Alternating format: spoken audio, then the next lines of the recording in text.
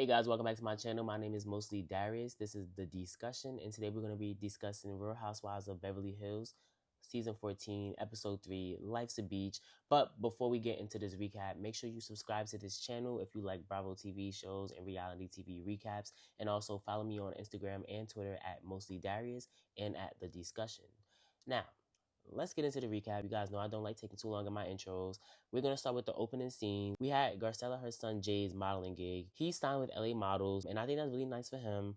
We got Erica. She get a new Porsche, and I thought that was nice to see that Erica is still, seemingly living lavish, even though she's not with Tom anymore. I don't know if you guys watched her special with the Better on Blonde thing. It seemed like I've been saying in my other recaps, like Erica is just trying to come into her own again. Nice to see her get a new little car or whatever. We got Kyle and Portia sitting at lunch, and she was wondering if she should ask Mauricio about an upcoming trip he has. And we're going to talk more about Kyle and Mauricio later in the recap, of course. Anyways, we get Kathy. She's sending all of her invites to Oceanside, California. She literally handed them personalized suitcase for her invitation. Like, if that don't scream rich bitch to y'all, I don't know what does. So we go to Bose's house first, and you know what I've realized? That I know we went to Bose's house in the last episode, but I don't think I paid enough attention to her house how I paid attention to it in this episode. It was really nice, and it looked very like we were in a jungle, and I mean that in a good way. It was very like Rainforest Cafe. I don't know if you ever heard of that restaurant before, but Rainforest Cafe is like the vibe that Bo's house is giving. It's so, like, how do I explain it? There's so much art and so many prints, and I just like that it's different. It reminds me of Margaret from Real Housewives of New Jersey, where every room is just like different. Like everything has like a different background. So I really liked her house a lot, and I think her assistant is kind of cute too. After that, Kathy showed up to Garcelle's son's photo shoot to invite her there. And Garcelle said that she was happy that Jade was modeling because he's the shyest out of the three. And I do think that Jade is the middle child. So that kind of makes sense because the youngest child, we know, he's very outspoken. And then the oldest child, from what we know, he doesn't really seem too shy. So I could see him being a little shy. Middle children understand that. After that, Kathy arrived at Kyle's house. In Kyle's interview, she said that Mauricio had moved into a bachelor pad while she's still at the family home, and she's going to start looking for wallpaper and doing things to change the feel of the home and, make it her own, if like it's a fresh start. And I was just like, damn, like, I kind of feel really bad for her because, like, that's lonely. That's very lonely, y'all. Come on. Let's be real. Like, that's lonely. Anyways, Kyle said that she hoped that it's not going to be weird to see Dorit when she goes to this little getaway that Kathy's planning for everybody. She's under the impression that Dorit really wants to see her hurt. I don't really think that's the case. I don't think Dorit wants to see Kyle hurt, but it's her feelings, not mine. Kathy thought Kyle was being hypersensitive when she mentioned what Dorit said at BravoCon, and I have to agree. I do think because she was going through some things, she probably did take it a little more serious than Dorit intended, because I know Dorit did not mean for that to be like malicious. Like, it's no way that Kyle, for me, I was thinking that it was no way that Kyle was really mad about that, but we've seen Kyle get mad about less, so who knows? But you know what? I really do want to point out that I think that either Kathy really likes Dorit, or Kathy doesn't want to see Kyle continuously lose friends, knowing that she's about to lose her husband too. So, I wonder that, because remember in the last recap when I told y'all, when I seen Dorit going to Kathy's house, I was like, I didn't even know they was that like cool. But we don't really know these people. They always fucking remind us. After we get all of the invites from Kathy, we get Kyle and Mauricio at home. So Mauricio is basically visiting her, and the first thing that he noticed was that she painted the bathroom. He said that he liked it. One thing that Kyle noticed, but I also noticed, was that he seemed really happy to be out the house. Like, he seemed happy that he's on his own. And she said it's like he's not even affected. And then it's revealed to us that he has a new condo. He signed a 6-month lease. And on the after show, she said that he's asked her to visit numerous times, but she just hasn't done it yet because there's always been something going on. And then, like, if there's a family event, she just hosted at the house because she has more space. And you know what? I was thinking, like, I really do feel so bad, because one thing about the men, when they move on in a relationship, like, they move on, bro. Like, the way PK was talking to Dorit last episode, like, single PK, it's like, damn, maybe I feel like Mauricio been wanting to get rid of Kyle too. Who knows? And only thing I could keep thinking about is that psychic scene that we got seasons ago. Who hired that psychic? Wasn't it? Yeah, it was Camille. I think Camille brought the psychic out. Yeah, right? Yeah, I think the reason I really do feel bad for her is because you can tell she still has hope for the relationship. Like, the producer even asked her, like, do you think that there's hope that you guys will get back together? And she was like, I don't want to answer that right now. And then you can see in the way that she's talking to Mauricio, she really probably does have hope for the relationship. She obviously doesn't want it to end. She found herself asking him, does he want some towels? And he's like, babe, like, I got it. Like, I don't need you to give me towels. I can wash my own towels. I can do my own thing. I don't need you. I don't need you. I don't need you. And I think that really hit Kyle hard because it's like, damn, like, she said that, I know she's having a hard time adjusting to not being a wife. And then also, I think Portia is the last daughter she has in the house. So we're, like I said in the last recap, like, we're starting to see the housewife story where the children leave the house. At this point, Kyle's going through a divorce, so it's kind of going to be just Kyle. And then news broke that her and Teddy are living together. I don't know how true that is, but I just seen that and I was like, whoa, like, how do we get there? It's very amicable. Yeah. So the kids stay and the parents switch out. Yeah. So I live at Kyle's. Do you really? Holy shit. I know. I saw you filmed in the glam room. You know what? Don't be telling on me. Yeah, fuck you. Thanks. Is that where you're sleeping? That's my bedroom now, bitch. No. Are you serious? Yes. But like I said, y'all, they both going through, oh my God.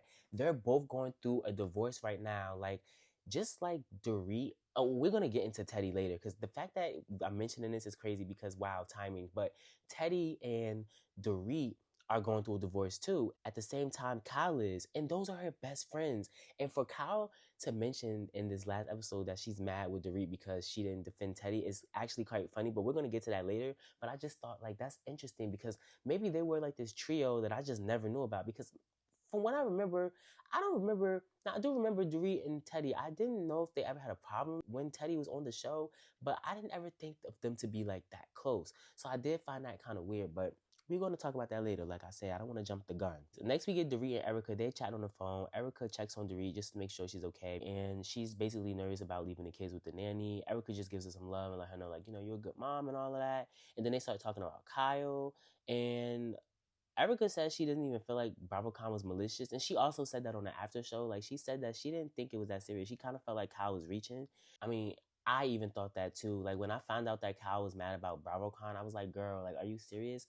Dorit was like, I didn't really do that to, like, hurt her feelings, but there are some things that she's done on purpose to me to, like, hurt my feelings. Then she started listing examples, like, oh, when Kyle threw her fashion show in New York City, and Dorit did an interview saying that Kyle was freaking out because she didn't know what to do. Then that was kind of wrong, though. I'm not going to hold you because you don't say that about your friend that's running the business. So I will give Kyle that. I will give her that. She had every right to feel some type of way about that. Like, you don't say that about somebody's business, Dorit, if that's your friend. That's real. I got to give that to Kyle, y'all. I have to give that to Kyle.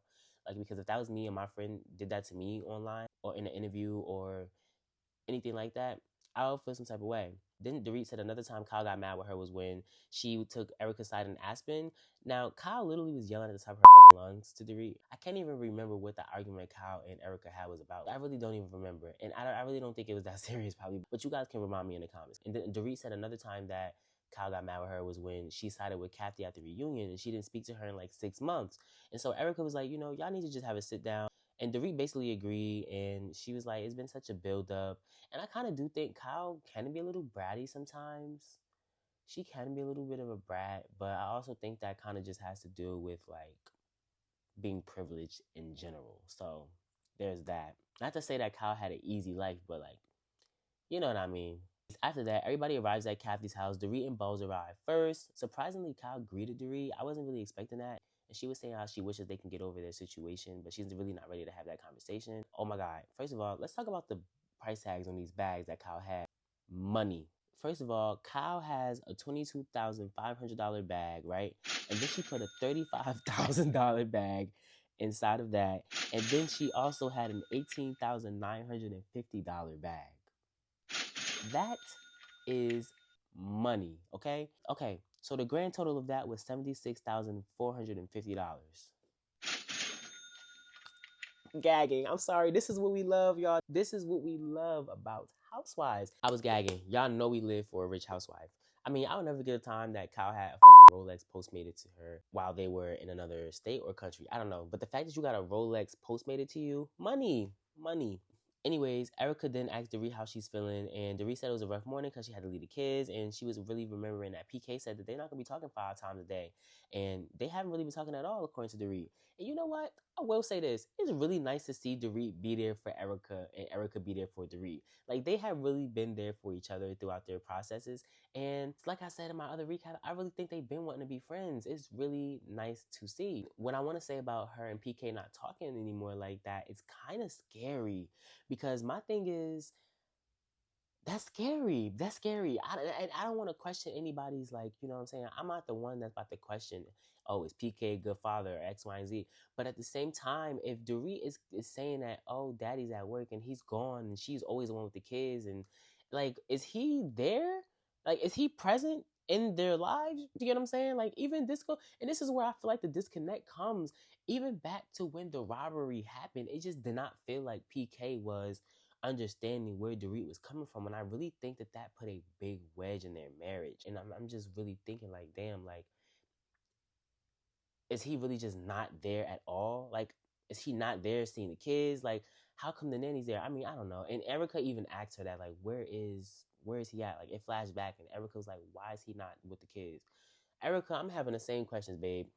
I don't know, but God bless Dorit, and I hope that she has a swift divorce, because it's not giving right now. It's really not giving. Jennifer Tilly arrived, and she had these beautiful, expensive bags.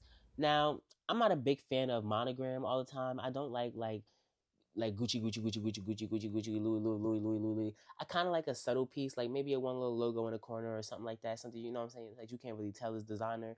But I ain't gonna hold y'all. That bag Jennifer Tilly popped out with, whoo!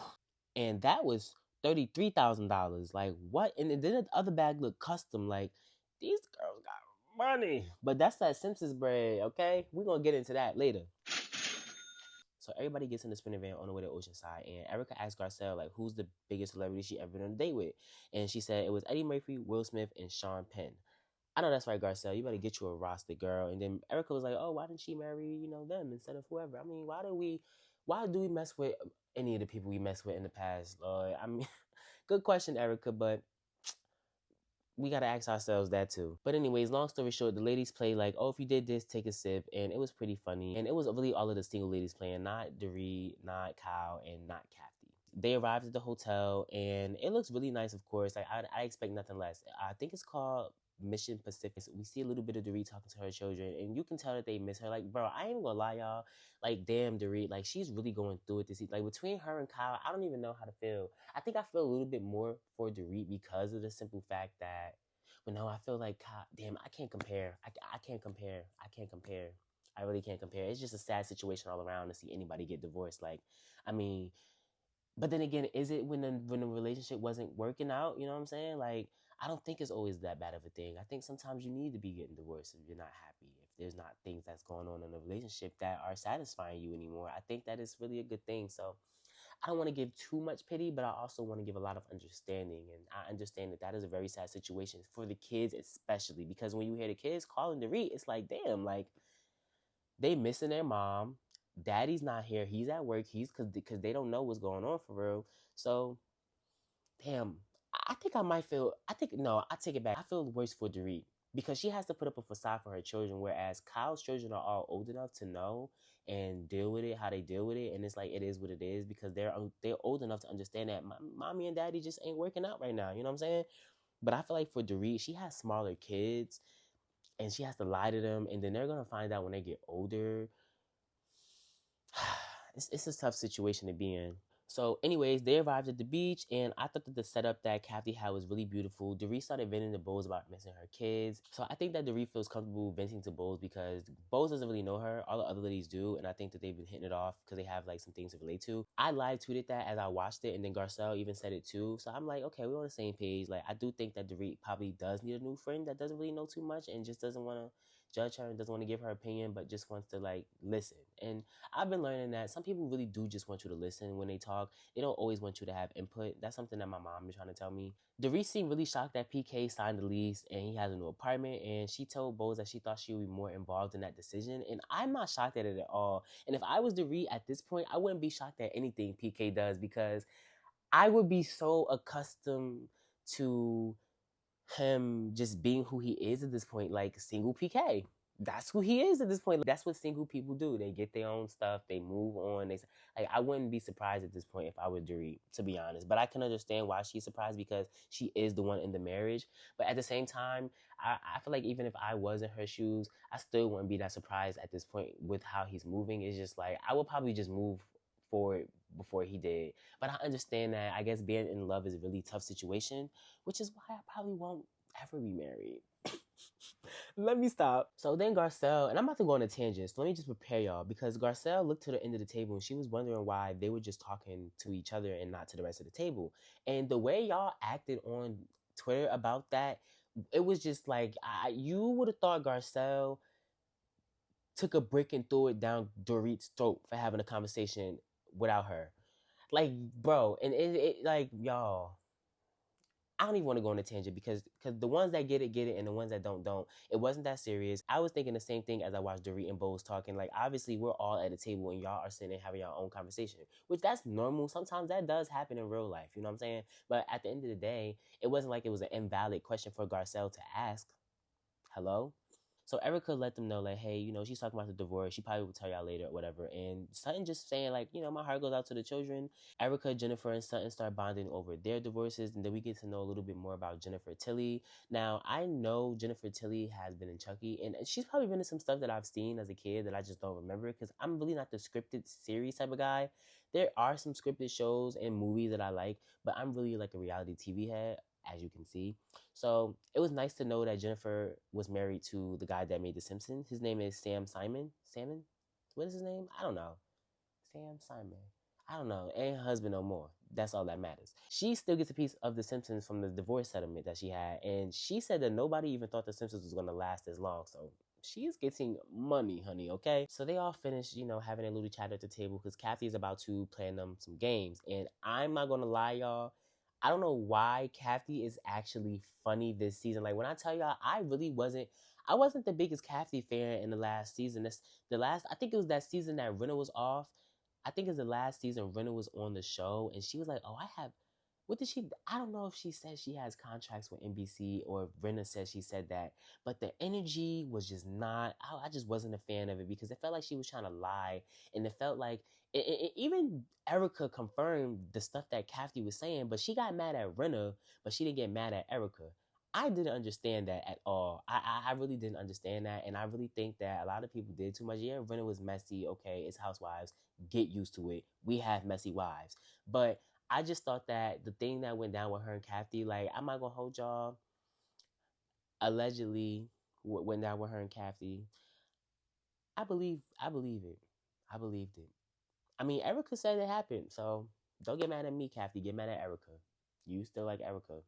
But anyways, yeah, she made them do a relay race. She had them playing Duck Duck Goose. It was so funny. And like I told y'all, I don't know if you guys watched my last recaps. If you're new to this channel, hello. But if you have watched my last recaps, I'm binge watching Real Housewives of New York for the first time, like the OGs. And like all of the ladies are single. And this is exactly what this episode is reminding me of. I think this season is just, like I said, going to remind me of old school Real Housewives of New York. Like all ladies single, having a good time, finding their lives, or if they're not single, they're on their way to being single, except Kathy. But like I said, I wouldn't probably count her because she's a friend of.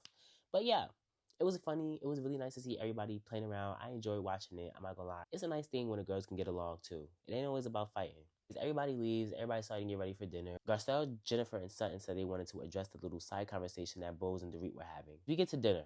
Dinner starts with Kyle making a toast, thanking Kathy for bringing everybody together, and then boom, right after that, we get right into it. Kyle told Dorit she went to speak with her because she didn't want there to be any awkwardness, and Dorit agreed, and she basically said, you know, we haven't even touched the surface. She felt like the conversation that they had at Sutton's surrealism party was really one-sided. She really didn't get to get everything she felt out. She felt like Kyle just kind of like came down on her with all of her problems, and she didn't really get to say anything. Dorit doesn't really think that Kyle understands the reason that she's really upset, and she thinks that Kyle didn't even really care up until they got to dinner. Dorit said that she went back and watched BravoCon, and she really didn't seem to understand why Kyle was so mad, and I think that's pretty much all of us at this point. So they started getting into that, and Dorit low-key threw Erica under the bus, and I'm actually surprised that Erica didn't get mad, but she kind of told Kyle to her face on the after show too, so it is what it is.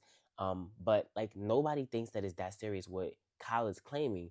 But then Kyle starts getting into how she's not even mad about BravoCon, which I feel like she's lying. I feel like Well, I'm not gonna lie because there are multiple things that happen within that one BravoCon, and we'll get to those. So the first thing that she kept talking about was how Dorit said that the Kafti was her favorite Richard's sister and Kyle was last, which would mean Kim was in the middle. And that was the first thing. And then another thing she said that she was mad about was the fact that apparently Dorit said that Kyle turned on the tears when they asked her about Mauricio, which I will give Kyle that again. Dorit, I didn't see Dorit say this, but Dorit, if you said that, that was wrong because at the end of the day, you don't say that about a friend in her divorce. You just don't do that. I'm sorry. You got mad at Erica for saying that you and PK was gonna get divorced. Now y'all wasn't friends, but you still got mad because don't do that. You know what I'm saying? Don't do that. Don't do that. So if she did say that, then Kyle had the right to be mad about that too. Kyle lost me when she started talking about, oh, you didn't defend Teddy when the guy came up and asked the question. And Dorit was like, why would I give life to somebody that's like a fan? Basically is what she said. But she said a troll on the after show. But like, girl, like, what do you want me to say?